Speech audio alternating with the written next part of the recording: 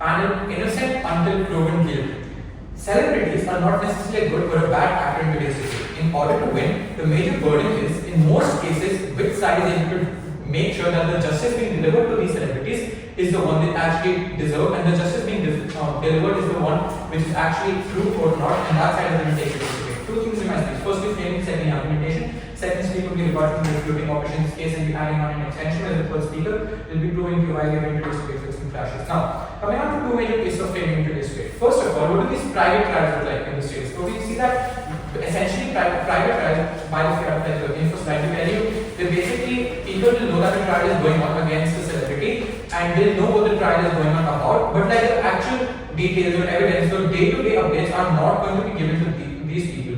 When we say that access to these details is not going to be there, what do we mean by these details? We see that essentially these details are private in matter, which is about their personal life. So we see that it's unethical to share it to the entire public as a whole, because these people have a lot of influence and have a lot of followers, as we know. Secondly, we tell you that these details might also, like when we talk about proceedings, we see that eyewitnesses and people like those when and evidence and things like that, we tell you if it's public and people who are not even directly involved in the case still get affiliated with it when you come as an eyewitness or something like that, and even they get a bad image into the society, since more and more people are going to be viewing these cases. We tell you these trials are essentially issues which are ugly in nature.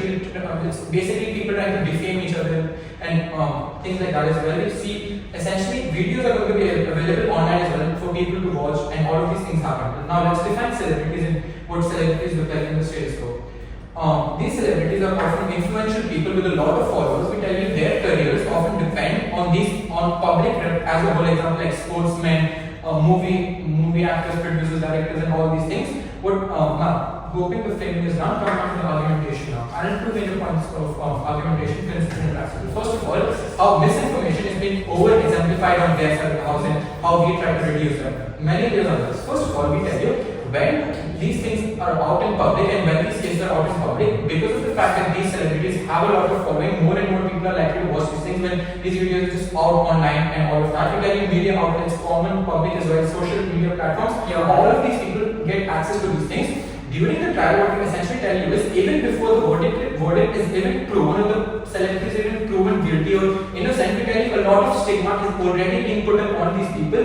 For example, Johnny Depp case, for example, right? What essentially happened is Johnny Depp, while this case was going on about whatever things were going on, we tell you it's not principally justified for a simple case to just affect their careers up to a huge limit. At the end of the day, he was proven innocent, but even then you see that he was removed from his whole cast of Pirates of Caribbean. It affects the career of these individuals, which is principally and practically both wrong. Essentially, we're telling you the stigma being caused, even like the smaller things can be magnified to a large amount of into a large magnitude, even if they're not guilty. We're telling you two things happen. A, misinformation is being spread up to such a huge extent by media and people to get more like public attention, etc. And B, we tell you emotion of people regarding the celebrities increases irrationally. Since it's like all recorded and out for the public. Essentially, what this means is like, for example, if you're angry towards a celebrity, you see these things in public, you start hating them with forms of protest, forms of boycott for all of these movies. For example, Salman Khan, right? There was some case where he ran over people or some years. At the end of the day, the particular person was proven innocent, but due to the stigma caused, people start boycotting movies and all of these things. This misinformation which is being spread by these media outlets, what's happening is, you know what? No, thank you. What's essentially happening is like, even though the particular person is innocent, the principle itself is so very flawed, because the stigma being created in society, the public, what they think about the person itself is so very irrational, and that is why we tell you this principle. I'll take the point before moving on.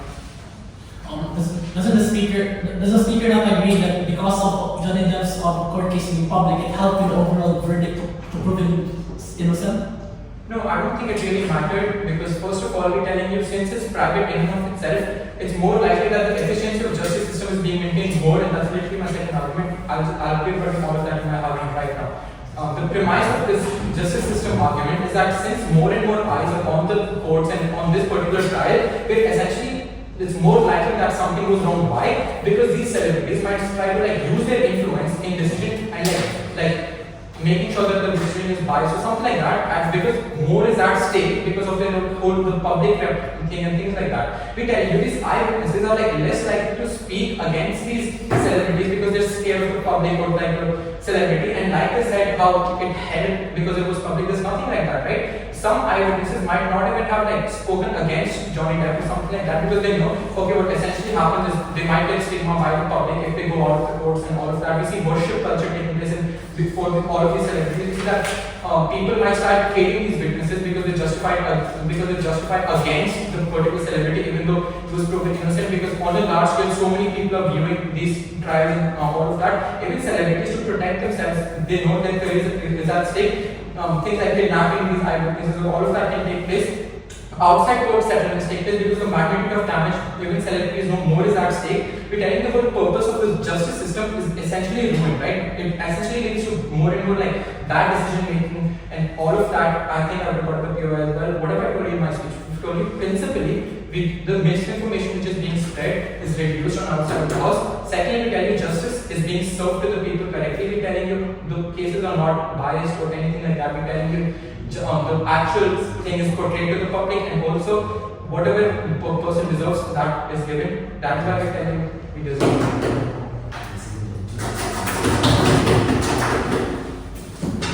Thank you for that speech. The very essence of trials is to deliver justice as a whole. Opposition loses on this principle because they are unable to safeguard the rights of celebrities as a whole. Because this is real life panel. It's not a drama TV show where you're able to actually make fun of emotions of people and actually use it for shock value to entertain yourself. This is real life. This has real consequences. We need to actually deal with it on the consequences that it has. Three things in my speech. Firstly, that rebuttals against what opposition is told us in today's debate. Secondly, clashes with different ways of analysis. And thirdly, game this debate on three different methods: magnitude, vulnerability, and time frame. But before moving into any of that, I'll just reframe and recontextualize and tell you what really mattered within the context of today's debate. Because we tell you that opposition paints the narrative that, okay, it is fine to treat people as guilty before they prove guilty because that creates awareness. That makes no sense. Because if you create awareness where you actually stigmatize people for crimes that they have not committed, what type of awareness are you actually creating? Because what you're actually doing is spreading misinformation, which the media would like to exemplify even more for shock value. Nextly, we talk to you about likelihood of what happens on their side of the house and what is actually going to happen. So they tell us that, okay, the public is going to do research because they actually care about it and they actually have incentive structures to do so. But what are these incentive structures? Because a normal person who knows about a trial that is going on will actually just look at the trial from the surface level, not the trial as a whole. They would actually be fed information that the media is spreading to them. They then make their views based on what the media does. So then we need to answer one question. The opposition needs to answer one question. Why is it very important for people to know? Because by making it public, you do not benefit people who are like aspiring lawyers. That is not how it works. You therefore then stigmatize celebrities even more for crimes they don't commit. Now moving on to like major layers of like rebuttals to major pushes that opposition tries giving to us in today's debate. I think they give you three major pushes. Firstly, on transparency. Three responses against this. I think then firstly, they tell us, okay, it's fine to ruin lives, it's fine to like stigmatize people. Because secondly, they never really tell us what does this transparency do. We tell you that on our side of the house, once the verdict is given, we tell you that based on the verdict, these celebrities are therefore judged by the public. And we tell you that is more fair for the celebrity as a whole. Thirdly, public curiosity on their side of the house magnifies emotions. What does this look like? It looks like boycott, hate, cancel culture, even before the verdict comes out in the first place. I think the second major push that they really give to us in today's debate is the public digging people and this incentive structure that they try telling us. Firstly, it's not their obligation. Secondly, what are the positive outcomes of them doing so? Because these people are not lawyers. These people are not the ones who are going to find evidence that is going to make sure, make or break the case. These are people who probably don't know much about law enforcement. So what are the positive outcomes of people actually knowing? Apart from the, okay, we can allow people to become aspiring lawyers, because that line of analysis really doesn't make sense. Thirdly, what does information look like on their side of the house?